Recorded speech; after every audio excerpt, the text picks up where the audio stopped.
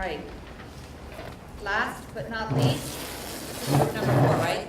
Yes, I am number 4, and everything else, you got the kitchen sink. I certainly, everything else, I am the kitchen. 101. And because the thumb is faster than the pen, and because we had so many interesting people on our committee, I have asked my friend here, Donna Fleischer, who used her thumbs to go through our questions, because my head couldn't take it all quite.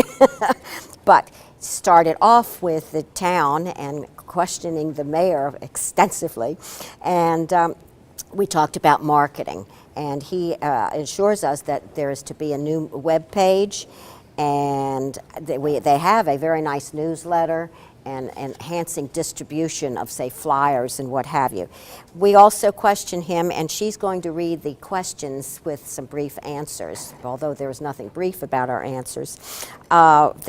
What did he feel about the cross-county connector? The position for the town is that they are certainly all for it.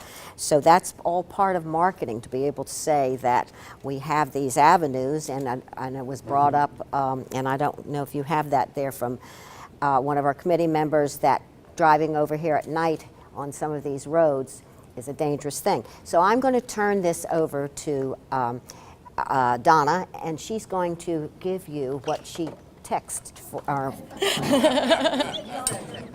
The question came up whether there was a divide between the vision for the town, between the mayor and the council in general, because of the opening remarks from the mayor. Didn't mention arts, and the answer was no, the mayor's remarks ran out of time. That's not an issue happening here, but it may be an issue happening elsewhere in the county where the government body isn't working as a whole and conveying the same ideas. The question of what marketing was being done to both market the arts and also the renovation of the arts, and the mayor answered that the webpage was being updated. Currently the site is government-oriented, which is the wrong approach. The plan is to put the visitor information more clearly up front, the goal being to draw visitors into the arts, the recreation, and the business development of the town. The question of what the plan for the intercounty connector, and the answer was it couldn't come soon enough. The area is hard to get to. Visibility on roads at night is poor, and while residents from this area go to Waldorf, people aren't coming here from Waldorf. At the county and state level, every effort's been taken to limit residential growth in the western part of the county. It prevents grocery stores and restaurants. Businesses feel that in order to open, there need to be more rooftops, more residential, and developers feel that there's too much restriction in this area, so they're not moving to here. The question was, why don't we annex more land to Indian Head? And the answer was that it's annexed to Mattawoman Creek, Potomac, the Potomac River, and it's boxed in. Technically, we can annex across the creek, but it would be isolated.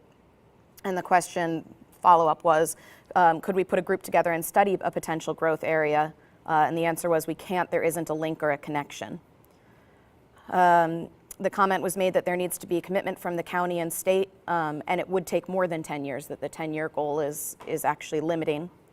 The question was raised, could Indian Head be extended north, and would that provide more rooftops, which would attract more businesses? And the concern was answered that they're having a difficult time finding an answer for that. It was suggested that an economist be hired to look at answers for that and help make that determination. There was a concern that there was pushback from environmental groups when expansion was attempted. However, National Harbor was brought up as a counterexample of that, where the environment was a concern and it still worked, and National Harbor is now thriving. Townhouses, including the Riverwatch, are doing very well. And the question was asked, are they sold out? And it was yes, some are sold out and up for resale, some are renter occupied, and more townhomes are coming. Can we have more residential growth with community amenities to attract people? And yes, it can be required. However, the realtors are studying smart growth, and it's not popular for residents to be close to businesses. They prefer to be able to drive. So it seems to be that cul-de-sacs and yards are what people in this community are wanting to move here for. It was discussed tearing down the current strip shopping center and building a multi-story that could be a mix of business and residential. The concern that restaurants, coffee shops, and car washes in the area open and then close. And the comment was made that the purchase of the Chapman Landing property To be a state park contributed to the economic decline of Indian Head and Bryan's Road. Why aren't we challenging the state to help? And the major priority of we need an economic development authority that's a mix of public and private, similar to Lexington Park, funded by state, county, town, that's tasked with getting economic development in western Charles County. That could be a conduit for arts and entertainment. The town is small and has a limited budget, but the redevelopment of a waterfront like Alexandria would work. In the past, the committee of 100 each put in $1,000 each to do things the county wouldn't, and a similar approach to that would work. The Chamber of Commerce instituted the Economic Development Committee because what happens in economic development when it is under county control is that it only has 4 years, and a longer period of time needs to be done. Okay.